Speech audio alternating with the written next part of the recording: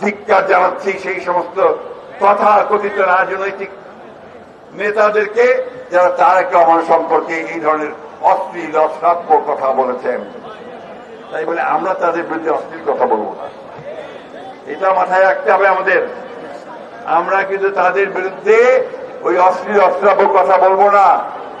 আমাদের নেতাকে অশ্লীল অশ্রাব্য কথা বললে তার মান ছোট হয় না, ছোট হয় তারা যারা এই কথা বলে। বন্ধু,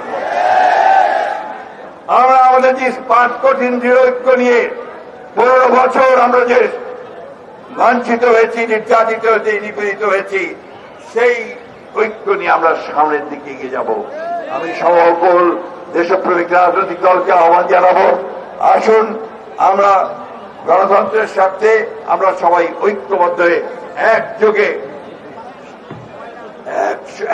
সামনের দিকে এগিয়ে যাই।